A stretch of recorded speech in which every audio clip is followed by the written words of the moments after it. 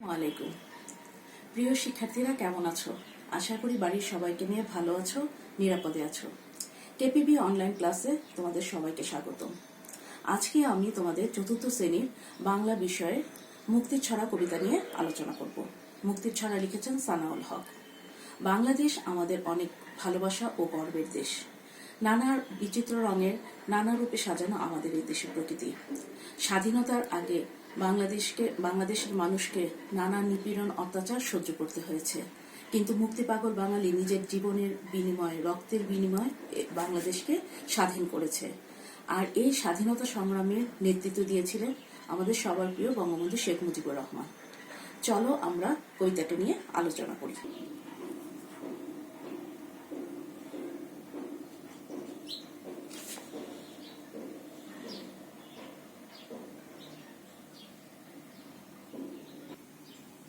মুক্তির ছড়া লিখেছেন সানাউল হক। চলো আমরা প্রথমে সানাউল হকের জন্ম 1924 খ্রিস্টাব্দের 23 মে ব্রাহ্মণবাড়িয়া জেলার চাউড়ায়। তিনি বাংলাদেশের একজন বিশিষ্ট কবি। তার কর্মজীবন শুরু হয়েছিল ঢাকা বিশ্ববিদ্যালয়ে অধ্যাপনা দিয়ে। পরে তিনি সরকারি চাকরিতে যোগদান করেন। তিনি বিভিন্ন ধরনের পুরস্কার লাভ করেছিলেন। সাহিত্যে অবদানের জন্য তিনি বিভিন্ন ধরনের পুরস্কার লাভ করেছেন।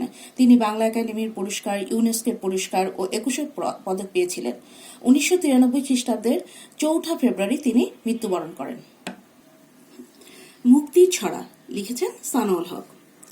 আমার বাংলা তোমার বাংলা, সোনার বাংলাদেশ, সবুজ সোনালী ফিরোজা রূপালী, রূপের নেই তো শেষ। আমার বাংলা তোমার বাংলা বলতে কি বুঝি আমরা? বাংলাদেশ আমাদের প্রিয় মাতৃভূমি। এদেশে প্রচুর সম্পদে ভরা, তাই এদেশকে সোনার বাংলাদেশ বলা হয়েছে। চারিদিকে আমাদের মাঠে মাঠে সবুজের ফসল। সবুজ বলতে আমরা চারিদিকে যে সবুজের ফসল, আর সোনালী হচ্ছে পাটকে বোঝানো হয়েছে। পাটকে সোনালিয়া বলা হয়। আর রূপালী হচ্ছে নদীতে আমাদের যে ইলিশ, রূপালী রঙের ইলিশ, সেটাকে বোঝানো হয়েছে। আর প্রকৃতির এই যে বিভিন্ন রূপ, এই রূপের শেষ নেই। এই রূপের যেখানেই দেখাবো, আমাদের বাংলাদেশের চারিদিকে যেদিকেই তাকাই না কেন, অপরূপ রূপের সৌন্দর্য। চারিদিকে ফসলে সবুজের ফসল, আর মাঠ ভরা ধান, চারিদিকে পাহাড় পর্বত, চারিদিকে সবুজ আর সবুজ। এই রূপের নেই তো শেষ। তারপরে দেখো কি আছে, আমি তো মরেছি যতবার যায় মরা, নবীন যাত্রী তোমাকে শোনাই ছড়া।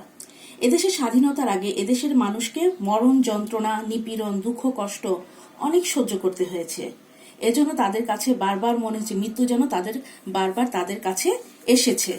কিন্তু এদেশে আমরা কিন্তু নবীন যাত্রী যারা আজকে নতুন শিশু, তাদেরকেই নবীন যাত্রী বলা হয়েছে। তাই নবীন যাত্রীদেরকে এদেশকে ভালো সমৃদ্ধ করার জন্য তাদেরকে আহ্বান জানানো হচ্ছে। এদেশ আমার, এদেশ তোমার, সবিশেষ মুজিবের, হয়তো অধিক মুক্তি পাগল সহস্র শহীদের। এদেশ আমার, এদেশ তোমার বলতে এদেশ আমাদের সকলের, বিশেষ করে বঙ্গবন্ধু শেখ মুজিবুর রহমানের, যিনি স্বাধীনতার জন্য অনেক সংগ্রাম করেছেন। তার ডাকে হাজার হাজার মানুষ এদেশে যুদ্ধ করেছে। এদেশের স্বাধীনতা সংগ্রামের জন্য হাজার হাজার মুক্তিপাগল বাঙালি বঙ্গবন্ধু শেখ মুজিবুর রহমানের ডাকে সাড়া দিয়েছেন এবং পাকিস্তানি হানাদার বাহিনীর কাছ থেকে আমাদের দেশকে শত্রুমুক্ত করেছে। সেজন্য বলেছে যে হয়তো অধিক মুক্তিপাগল সহস্র শহীদ বলতে আমাদের দেশে যারা 1971 সালে যারা যুদ্ধ করেছে সেসব শহীদের কথা বোঝানো হয়েছে। এদের সেই সব মুক্তিপাগলদের যারা মুক্তির জন্য অধীর ছিলেন এবং মুক্তির জন্য প্রাণ দিয়েছেন, সেসব মুক্তিপাগলদেরকে শহীদ বলা হয়েছে। এতক্ষণ আমরা কবিতাটি পড়েছি। এবার আমরা চলো অনুশীলনীর প্রশ্নের উত্তরে যাই। প্রথমে আমরা শব্দার্থ দেখব। প্রথম শব্দার্থ কি আছে? সোনার বাংলাদেশ। বাংলাদেশ আমাদের প্রিয় মাতৃভূমি, তাই বাংলাদেশকে সোনার বাংলাদেশ বলা হয়েছে। সবুজ সোনালী ফিরোজা রূপালী। বাংলাদেশের প্রকৃতি বিচিত্র ও সুন্দর, প্রকৃতির নানা রূপে যেন সাজানো এদেশ, সবুজ শস্যে ভরা আমাদের এই মাঠ, পাটের সোনালী আঁশ আমাদের সম্পদ। এখানে সবুজ সোনালীকে বাংলাদেশের চারিদিকে যে সবুজের ফসল সেটাকে বোঝানো হয়েছে, আর সোনালী বলতে পাটকে বোঝানো হয়েছে।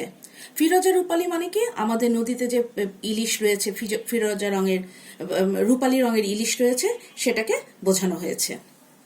যতবার যায় মরা, বাংলাদেশের স্বাধীনতার আগে এদেশের মানুষকে মরণ যন্ত্রণা সহ্য করতে হয়েছে, বারবার সহ্য করতে হয়েছে দুঃখ, কষ্ট, অত্যাচার, আর স্বাধীনতা নিপীড়ন। তাই মৃত্যু যেন বারবার এসেছে।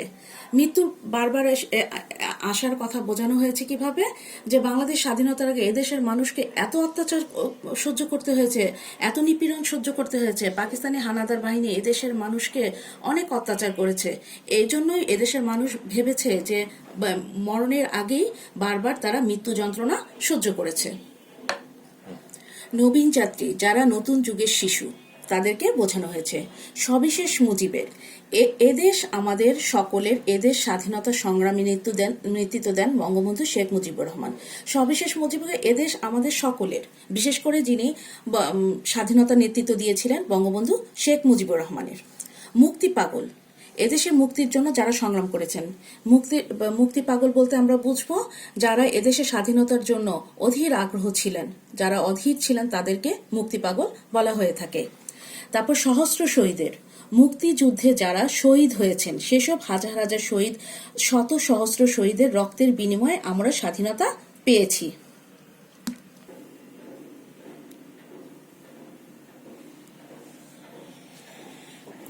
চলো আমরা প্রশ্নের উত্তরে যাই। প্রথমে কি প্রশ্ন আছে দেখো, আমাদের দেশকে সোনার বাংলাদেশ বলা হয় কেন? উত্তরে আছে, বাংলাদেশ আমাদের প্রিয় মাতৃভূমি, এদেশে জন্ম নিয়ে আমরা গর্বিত। একসময় এদেশটি শস্য ভরা মাঠ, মাছ ভরা নদী ইত্যাদি সম্পদে পরিপূর্ণ ছিল, তাই এদেশকে সোনার বাংলাদেশ বলা হয়। আমরা সকলে এদেশে জন্মগ্রহণ করে গর্ববোধ করি। আমাদের একসময় অনেক শস্য ভরা ধান, মাছ ভরা নদী এবং অনেক ফসলে পরিপূর্ণ ছিল, তাই বাংলাদেশকে সোনার বাংলাদেশ বলা হয়। 2 নম্বর প্রশ্নটা কি আছে দেখি, এদেশে নানা রূপ কিভাবে দেখতে পাই? অপরূপ সৌন্দর্যের দেশ আমাদের এই বাংলাদেশ, আমাদের এদেশ প্রকৃতি নানা রঙে সাজানো। প্রকৃতির এই সাজানো রূপ আমরা দেখতে পাই সবুজ শস্যে ভরা আমাদের মাঠ। তাহলে আমরা প্রকৃতির রূপটাকে কিভাবে দেখতে পাই? আমাদের দেশে প্রকৃতির রূপটা আমাদের চারিদিকে সবুজের মাঠ এবং পাহাড় পর্বত এসব দেখতে পাই, এবং বেশিরভাগই সবুজ ফসলে ভরা। তাই এদেশকে আমরা কিভাবে দেখেছি? সবুজ শস্যে ভরা। তারপরে আমরা আর কিভাবে দেখেছি এদেশের রূপকে? পাটের সোনালী আঁশ। কখনো কখনো আমাদের প্রকৃতি ধারণ করে ফিরোজা রঙের আভা, আমাদের নদীতে আছে রূপালী ইলিশ। তাহলে আমরা কি দেখেছি? আমাদের সোনালী আঁশ হচ্ছে পাট, তাহলে এটাকেও আমরা কি সোনালী রং বলেছি। আবার আকাশে কখনো ফিরোজা রং ধারণ করে, যে শরৎকালে যেমন সাদা মেঘের ভেলা দেখা যায়, তেমন তখনও আকাশ নীল দেখা যায়। এভাবে আমরা কি ফিরোজা রঙের আকাশকে ফিরোজা রঙের রূপ ধারণ করতে দেখেছি। এছাড়া নদীতে রূপালী বলতে আমরা কি বুঝি? রূপালী ইলিশকে। আমাদের নদীতে রয়েছে রূপালী ইলিশ, এই রংটাকেই রূপালী ইলিশ, রূপালী রং বলা হয়েছে। এবার চলো আমরা অনুশীলনী গ নম্বর উত্তরটি দেখি কি আছে। আমি তো মরেছি যতবার যায় মরা বলতে কবি কি বুঝিয়েছেন? বাংলাদেশের স্বাধীনতার জন্য এদেশের মানুষ মরণ যন্ত্রণা সহ্য করেছে, বারবার তারা শোষণ, অত্যাচার ও নিপীড়নের শিকার হয়েছে।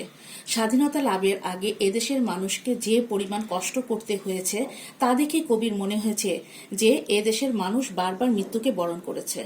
মানে আমরা কি দেখেছি? যতবার যায় মরা মানে বাংলাদেশের স্বাধীনতার আগে বাংলাদেশের মানুষকে অনেক মা বোনদের হাজার হাজার বারবার সহ্য করতে হয়েছে, মা বোনদের যন্ত্রণা, অনেক পাকিস্তানি হানাদার বাহিনীর যন্ত্রণা। তাই তারা বারবার মনে করেছে যে মৃত্যুর আগেই তারা মৃত্যুর যন্ত্রণা ভোগ করে নিয়েছে। তাই কবি বলেছে, আমি তো মরেছি যতবার যায় মরা। এবার ঘ নম্বর প্রশ্নে যাই। নবীন যাত্রী কারা? যারা এই নতুন যুগে জন্মগ্রহণ করেছে তাদের, অর্থাৎ নতুন দিনের শিশুদেরকে কবি নবীন যাত্রী বলেছেন। যারা এই দেশে এই যুগে জন্মগ্রহণ করে তাদেরকেই নবীন যাত্রী, অর্থাৎ নতুন যুগের শিশুদেরকেই নবীন যাত্রী বলা হয়েছে। এবার আমার নাম্বার এবং অনুশীলনী শেষ প্রশ্নের উত্তরে যাই। এদেশ মুক্তি পাগলদের, সেই মুক্তি পাগল কারা? এদেশের সাহসী সন্তানেরা দেশের মুক্তির জন্য সংগ্রাম করেছেন, স্বাধীনতার জন্য তারা অধীর ছিলেন, কবি তাদেরকে মুক্তি পাগল বলেছেন। তাহলে মুক্তি পাগল বলতে আমরা কি বলতে বুঝবো? এদেশের সেই সব সাহসী সন্তানেরা যারা মুক্তির জন্য অধীর ছিলেন, কিভাবে দেশকে শত্রুমুক্ত করা যায় তাদেরকে কবি মুক্তি পাগল বলেছেন। তারা স্বাধীনতার জন্য অত্যন্ত অধীর ছিলেন, তারা নিজের জীবনের বিনিময়ে দেশকে স্বাধীন করেছেন, তাদেরকেই মুক্তি পাগল বলা হয়েছে।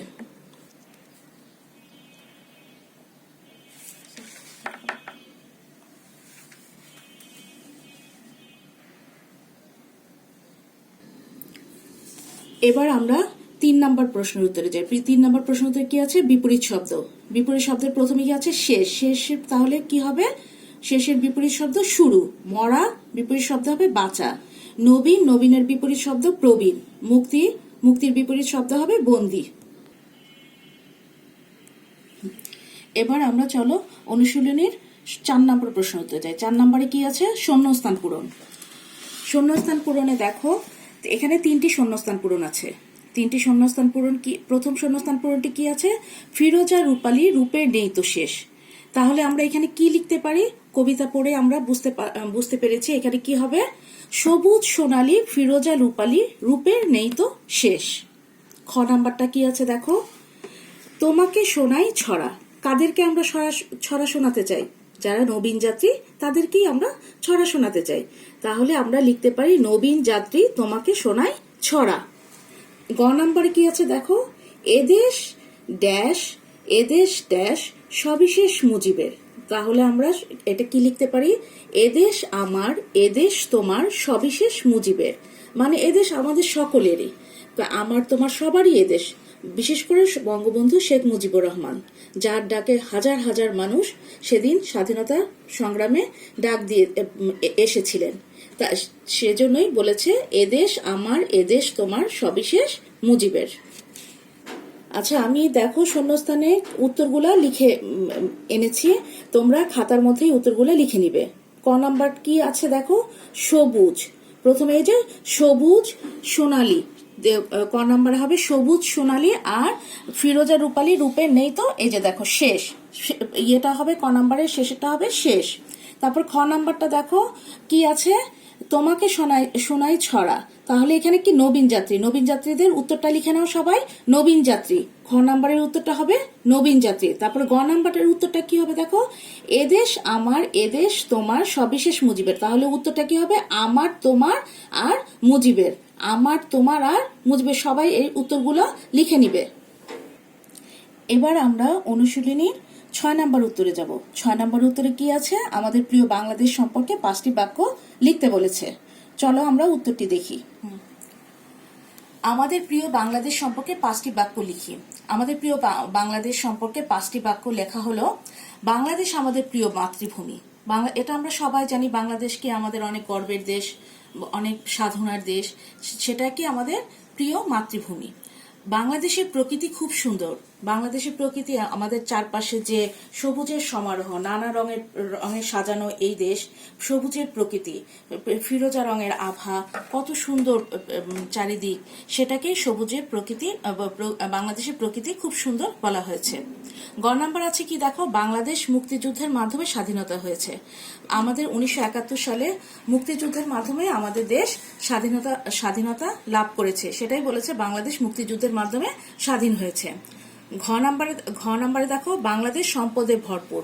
সম্পদ বলতে আমাদের মাঠে মাঠে সোনার ফসল, তারপর নদীতে ভরা, মাছ ভরা নদী, আর অসংখ্য পাহাড় পর্বত, সেটাই বাংলাদেশের সম্পদে ভরপুর বলা হয়েছে। ও নাম্বার দেখো, বাংলাদেশ জন্মগ্রহণ করে আমরা গর্বিত। পৃথিবীর আমরা যে কোনো দেশেই যাই না কেন, পৃথিবীর অনেক দেশ আছে, কিন্তু বাংলাদেশে জন্মগ্রহণ করে আমরা গর্ববোধ করি, কারণ বাংলাদেশ আমাদের মাতৃভূমি। আমাদের মাতৃভূমিতে আমরা জন্মগ্রহণ করে অবশ্যই আমরা গর্ববোধ করি। এবার চলো আমরা কবিতাটির মূল ভাব সম্পর্কে একটু জানি। কবিতাটির মূল ভাব তোমরা সবাই খাতা পেন্সিল নিয়ে বসো এবং কবিতার মূল ভাবটি আমি যেভাবে বলছি ঠিক সেভাবে লিখো। মুক্তির ছড়া কবিতার মূল ভাব প্রথমে লিখে তারপর লিখো। বাংলাদেশের স্বাধীনতা অর্জনের জন্য এদেশের মানুষ বারবার অত্যাচার, নিপীড়ন আর নির্যাতন সহ্য করেছে। মানে এটা কি, স্বাধীনতা সংগ্রামের আগে এদেশের মানুষ যে বারবার অত্যাচারিত হয়েছে সেটাই বলেছে, বা মানুষ বারবার অত্যাচার, নিপীড়ন আর নির্যাতন সহ্য করেছে। আর সে বঙ্গবন্ধু শেখ মুজিবুর রহমানের নেতৃত্বে বাঙালিরা স্বাধীনতা সংগ্রামে ঝাঁপিয়ে পড়ে। বঙ্গবন্ধু শেখ মুজিবুর রহমান তখন লাখো লাখো বাঙালিকে ডাক দিয়েছেন এবং তার ডাকে তখন হাজার বাঙালি স্বাধীনতা সংগ্রামে ঝাঁপিয়ে পড়েছিলেন। শত সহস্র মুক্তি পাগল শহীদের প্রাণের বিনিময়ে অর্জিত হয় আমাদের প্রিয় স্বাধীনতা। তখন লাখ লাখ শহীদের রক্তের বিনিময়ে পাকিস্তানি হানাদার বাহিনীর বিরুদ্ধে রুখে দাঁড়িয়ে লাখ লাখ শহীদের বিনিময়ে কি হয়? প্রাণের বিনিময়ে আমাদের এই সোনার বাংলাদেশ, আমরা এই সোনার বাংলাদেশের স্বাধীনতাকে পেয়েছি। মূলভাবে তোমরা আরো কিছু একটু লিখতে পারো। বাংলাদেশ আমাদের প্রিয় মাতৃভূমি, এদেশে জন্ম নিয়ে আমরা গর্বিত। একসময় এ দেশটি শস্য ভরা মাঠ, মাছ ভরা নদী আর ইত্যাদি সম্পদে পরিপূর্ণ ছিল। তাই এই দেশকে সোনার বাংলাদেশ বলা হয়। এই প্রশ্নের উত্তরে এই মূলভাবে তোমরা এতটুকু লিখতে পারো, লিখলে ভালো হবে। তাহলে আমি তোমাদের আবার বলছি, বাংলাদেশ আমাদের প্রিয় মাতৃভূমি। সুন্দর করে লিখবে, ওই জায়গার পর থেকে এই লাইনগুলা লিখবে। বাংলাদেশ আমাদের প্রিয় মাতৃভূমি, এদেশে জন্ম নিয়ে আমরা গর্বিত। এটা তো তোমরা সবাই জানো। একসময় এই দেশটি শস্য ভরা মাঠ, মাছ ভরা নদী ইত্যাদি সম্পদে পরিপূর্ণ ছিল। তাই এদেশকে সোনার বাংলাদেশ বলা হয়। এভাবে লিখলে মূল ভাবটি সুন্দর হবে। এভাবে লিখলে তোমরা মূলভাবে সম্পূর্ণ নাম্বারটা পাবে। এতক্ষণ আমরা কবিতাটি পাঠ করে শুনলাম। তারপরে কবিতার শব্দার্থ, প্রশ্নের উত্তর, শূন্যস্থান পূরণ, মূল ভাব সম্পর্কে আমরা জানলাম।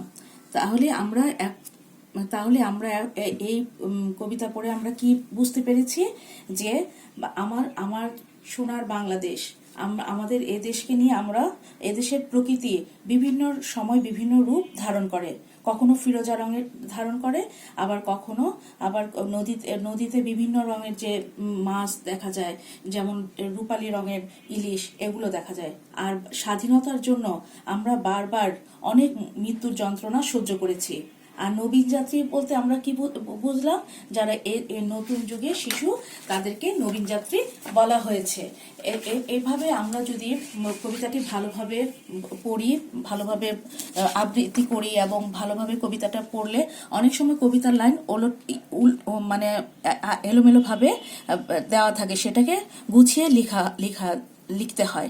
তাই তোমরা অবশ্যই কবিতাটি ভালোভাবে মুখস্থ করবে, ভালোভাবে পড়বে। তাহলে তোমাদের যেভাবেই প্রশ্ন আসুক না কেন তোমরা উত্তর করতে পারবে। চলো আমরা এবার মুক্তির ছড়া গল্পে কি কি বোঝানো হয়েছে তা আমরা একটু বুঝি। বাংলাদেশের অপরূপ প্রকৃতি ও তার সৌন্দর্যের কথা মুক্তির ছড়া কবিতায় বলা হয়েছে। এদেশকে নিয়ে আমরা গৌরব করি, প্রচুর সম্পদে ভরা বলে এদেশকে সোনার বাংলাদেশ বলা হয়েছে। বাংলাদেশের প্রকৃতি বিচিত্র সুন্দর, কখনো প্রকৃতিতে ফিরোজা রঙের আভা দেখা যায়, আবার নদীতে রয়েছে রূপালী ইলিশ। স্বাধীনতার আগে এদেশের মানুষকে অনেক যন্ত্রণা সহ্য করতে হয়েছে, মানুষকে অনেক মৃত্যুর যন্ত্রণা সহ্য করতে হয়েছে। তারপরে কি বলা হয়েছে? তাই আমাদের মনে হয়েছে মৃত্যু যেন বারবার এদেশে মানুষের কাছে এসেছে। কিন্তু যারা নতুন যুগের শিশু, তাদের সামনে অনেক স্বপ্ন, আর এসব স্বপ্নকে সামনে রেখে তাদেরকে এগিয়ে যেতে হবে এবং তাদেরকে সুন্দর আরো সমৃদ্ধ হতে হবে। দেশকে সামনের দিকে এগিয়ে নিয়ে যেতে হবে, কারণ বাংলাদেশ আমাদের প্রিয় মাতৃভূমি। বাংলাদেশকে নিয়ে আমরা গর্ববোধ করি। আর এবং আমাদের দেশে প্রচুর সম্পদ রয়েছে, সেই সম্পদকে আমরা সমৃদ্ধ করব। নদীতে রয়েছে প্রচুর মাছ এবং আমরা বিভিন্ন মৌসুমী ফসল, বছরে আমরা প্রচুর মৌসুমী ফল খেয়ে থাকি। আর সবুজ সোনালীতে ভরা আমাদের চারিদিকের প্রকৃতি, এবং প্রকৃতির বিভিন্ন রঙে রূপে সাজানো। যেমন 6 ঋতুতে আমাদের এই প্রকৃতি নানা রূপে, নানা সৌন্দর্যে সেজে থাকে। আর চারিদিকে সবুজের শস্য ভরা মাঠ। আর এই মাঠে এজন্যই বাংলাদেশকে নিয়ে আমরা অনেক গর্ববোধ করি। প্রিয় শিক্ষার্থীরা, আজকে মুক্তির ছড়া কবিতাটি নিয়ে আলোচনা করলাম। আশা করি তোমরা ভালোভাবে ক্লাসটি দেখবে এবং মনোযোগ সহকারে বাসায় অনুশীলন করবে। তাহলে আজকে এই পর্যন্তই। সবাই তোমরা ভালো থাকবে, সুস্থ থাকবে। আল্লাহ হাফিজ।